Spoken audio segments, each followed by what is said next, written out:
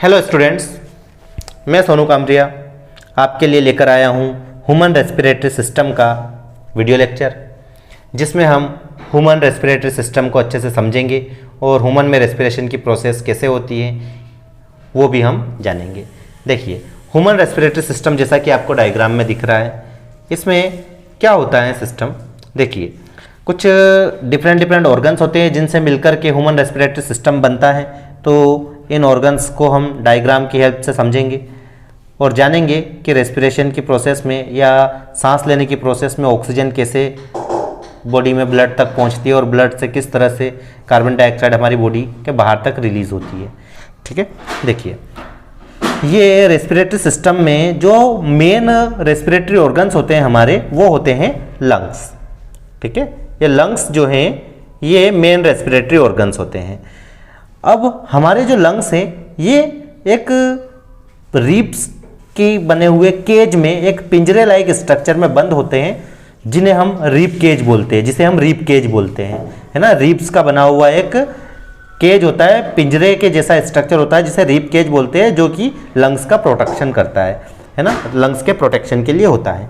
ठीक है, अब देखिए, जब हम सांस लेते हैं तो ये जो नेसल पैसेज दिख रहा है आपको, यहाँ से एयर अंदर इंटर करती है। ठीक है, एयर अंदर इंटर करेगी और यहाँ पर ये जो पार्ट है इसे ट्रेकिया बोला जाता है। ठीक है, क्या बोला जाता है? ट्रेकिया, ये नाम लिखा है। ठीक है, तो फर्स्ट पार्ट जो है वो क्या है?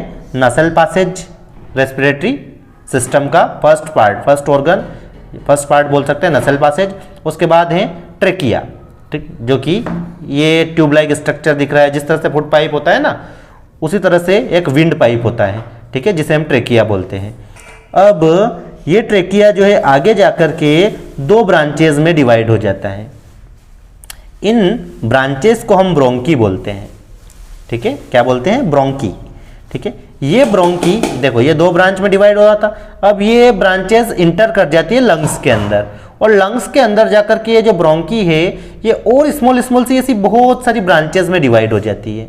इन ब्रांचेस को ब्रोंकियोल्स बोलते हैं। ठीक है, और ब्रोंकियोल्स जो हैं, ठीक है, ये मेन रेस्पिरेटरी साइट हैं, क्योंकि इन्हीं के अंदर देखो, ये ब्रोंकियोल्स आपको अलग से दिखा रखा है। इन ब्रोंकियोल्स में ऐसे एंड पॉइंट्स पर एल्वियोली नाम के स्ट्रक्चर्स होते हैं। ये जो आपको है ना बलून जैसे फूले हुए पार्ट दिख रहे हैं, इनको एल्वियोली बोलते हैं। तो ये एल्वियोली जो हैं, इनमें ब्लड वेसल्स आती हैं, और यहीं पर क्या होता है? ऑक्सीजन और कार्बन डाइऑक्साइड का एक्सचेंज होता है। यहाँ से डिफ्यूजन की प्रोसेस के थ्रू जो आपने इनहेलेशन किया, हम एयर लिए हैं, है ना, ब्रीथिंग की प्रोसेस में, वो सबसे पहले देखो नसल पैसेज से जाएगी ट्रेकिया में, ट्रेकिया से ब्रोंकी में, और ब्रोंकी से ब्रोंकियोल्स में।